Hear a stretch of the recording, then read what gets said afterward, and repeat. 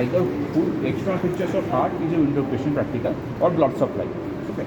So see how to get here, how to hold the heart just like this on your left palm with the apex pointing towards your thumb, and not like this, rather like this. Okay. Separate. Apex. This is case. Always apex and base are opposite. So see how, before going to heart, let us have an idea about the blood vessels. See, heart have probing. So this is the opening of Supra Vena Cava, then Infra Vena Cava. If you join the two, they open into the right atrium. So this is right atrium. This is right atrium. Open right, okay. And they usually have tributaries or the trichlopod. So this is right atrium. Then see here four structures posteriorly. These are the four pulmonary veins. So the four pulmonary veins. So they open into left atrium, and as you can see, left atrium is driven posteriorly. Now from the right atrium, this appendage is right auricle, and from the left atrium, see this appendage is left auricle. Now see over here. See, these are two great vessels. This is pulmonary trunk, and this is aorta. Aorta is ascending aorta, arch of aorta, descending aorta. They may tie any of the part and half the branches. Identify and answer accordingly. Okay. Then what you get, what is remaining, this one is actually your pulmonary trunk. Pulmonary trunk, and see it is going towards this chamber. So this is right ventricle. So what is remaining is left ventricle. So when you put the heart in position, this is apex formed only by left ventricle. Opposite to apex, this is base formed by two atria. Right atrium two third, left atrium one. Sorry, reverse I told. Left atrium two third, right atrium one third. Okay. Then see, if you hold it like this, you can define the surface and border. This surface is sternum-portal surface, because that is pointing for sternum and ribs. So what you get here as the chambers forming it, they are often. See, this is right atrium, this is right auricle and right ventricle. Then this one is left auricle and left ventricle. They form the sternum-portal surface, but not the left atrium, because that is posterior. Okay. Then what you see over here, what is resting on my palm is the inferior surface. What is present here, the two ventricles. The two ventricles make it. Again, here left ventricle is more and right ventricle is less. The only place where that pattern is broken is sternum-portal surface, where major part is formed by right ventricle and one third by the left ventricle. Okay.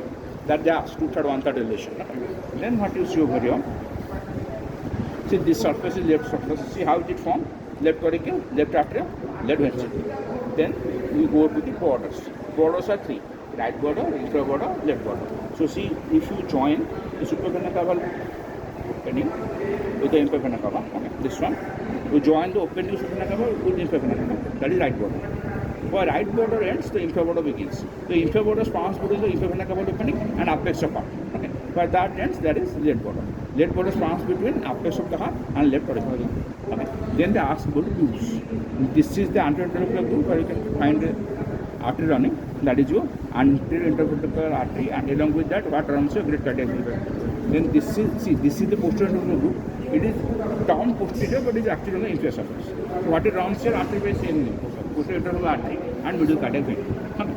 Then see, before going to the arterioventricular groove, let us identify the two coronary arteries first. See, what I am holding to the forceps. The forceps being the trunk of left coronary. From that, this artery arising is anterior interventricular artery, and this is circumflex branch. So see, this is the left coronary what you find. On the right part of the epigroove, this thing is your right coronary artery.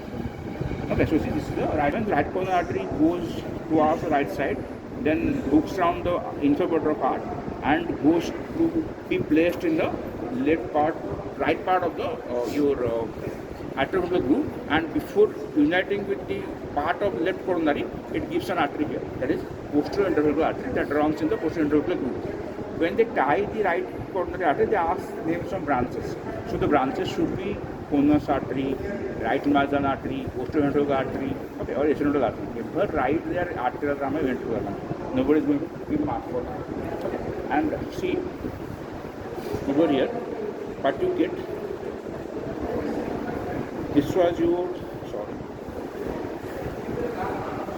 straight road, it's your left coronary main trunk, and what runs here over here is the circumflex artery. The circumflex artery will go towards the behind, and the right coronary artery will be coming after giving the posterior ventricular branch, and they are the unit.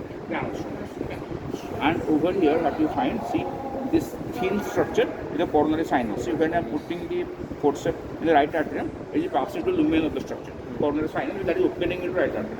Okay. So if they ask you what are the contents of the epiglobe, okay. So see, anteriorly it is hidden mostly by the two great vessels. Anteriorly towards right side, what do you get? Trunk of right coronary artery. Towards left side, what do you get? Left circumflex artery, not left coronary, left circumflex. Okay. Then at the back of the groove, what happens?